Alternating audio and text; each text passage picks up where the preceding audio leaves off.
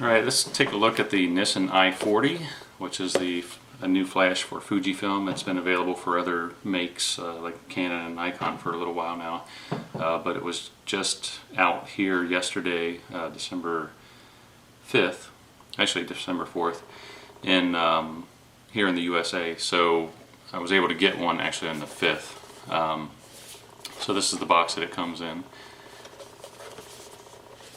It's a very nice box. It doesn't really matter, it's just a box, but it is good quality.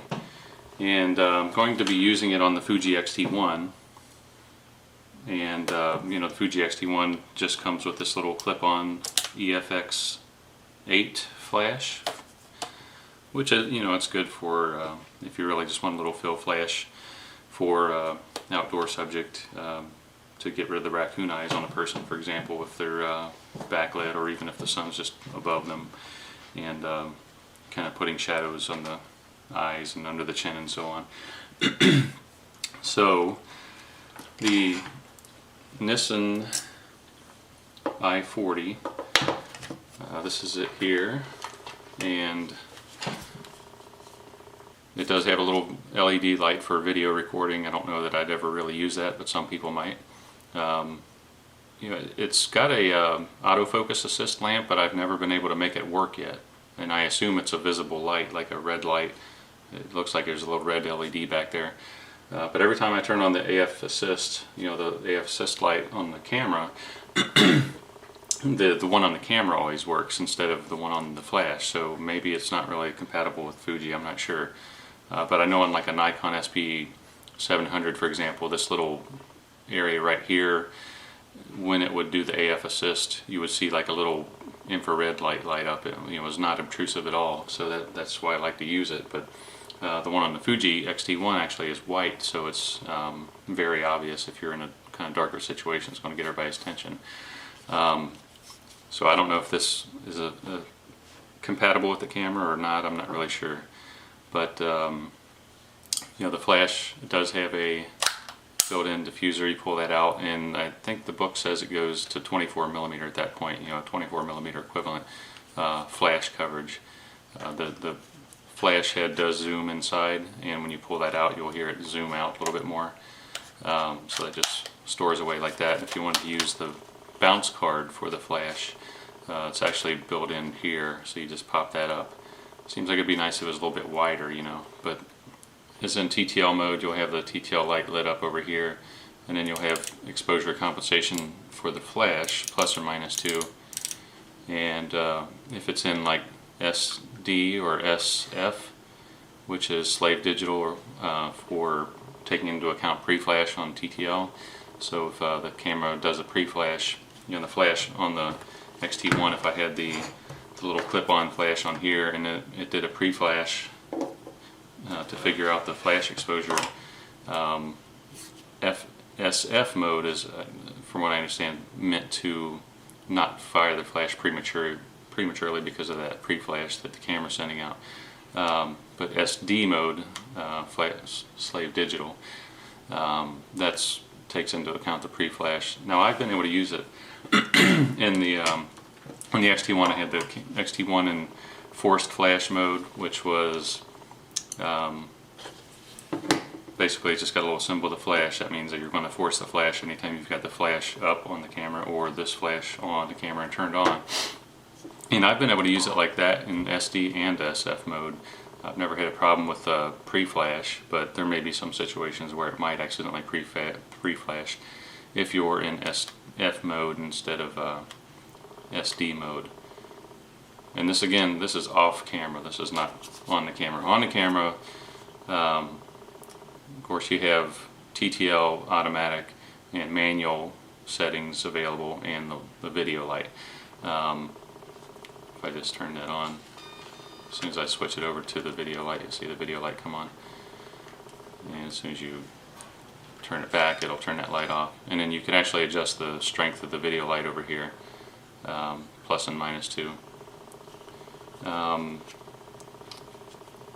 So, you know, it does take 4 batteries. So there's 4. I've got 4 Linmar 2700 milliamp hours batteries in there, so those are pretty big batteries as far as the power goes. Everything seems to be built really well. Nice metal hinge there. The quality of the flash, like I said, the build quality seems really nice. So you get the flash, you get a little flash stand, if I could pick it up. It's got a metal thread on the bottom there, that's good. It's not just plastic, so there's a little flash stand. You can hook that onto a tripod, or you can just set it down, like this. And it comes with a little pouch. So in the pouch there's a place to put the flash and the diffuser, which is this, a little Fujifilm type diffuser that goes over the flash head, and a little spot in the back for the flash stand. So I mean, it's it is what it is. It does the job, and it's not going to be as powerful as some of the larger flashes available, but I'll just turn this on and we'll go ahead and fire it, just show you how simple it is. So I'll put it in SD mode, and I'll just point it up. We'll put it right here, and I've got the XT1 that's going to fire. And you notice I'm not pointing directly at it, but it'll still sense that the camera's there, and it'll fire the flash. So focus on something. So that is working. So it's that simple to use off camera, using the on-camera flash to fire it. And again, SF or SD mode, slave digital or slave flash. It's more of a manual type. The other thing I found that I'm not a big flash person, so I probably need to do a little more research to find out exactly why you would use commander mode versus just the normal forced flash mode on here to fire the i40 off the camera.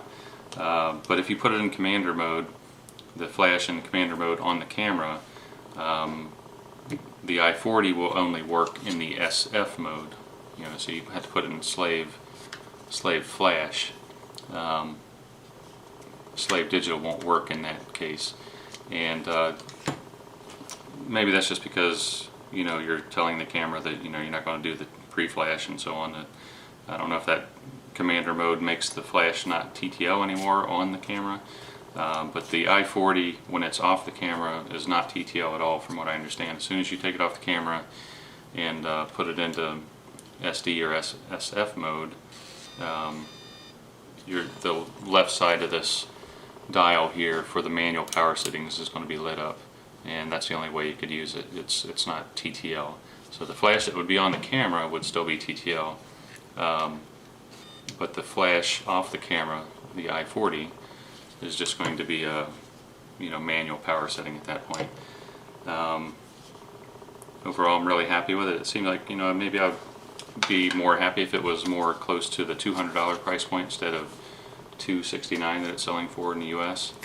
But I wanted a good quality flash to have with the camera, and it seemed like this one had everything I wanted. It reminded me more of the Nikon SB, like 600, 700, 800, those style flashes that just can tilt up, back and forth and all around for bounce flashing, and also have the built-in bounce card, built-in diffuser.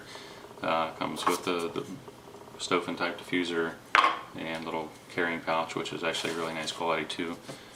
And I don't know, that's it. It's good quality flash, and I think people would be happy with it. Thanks for watching.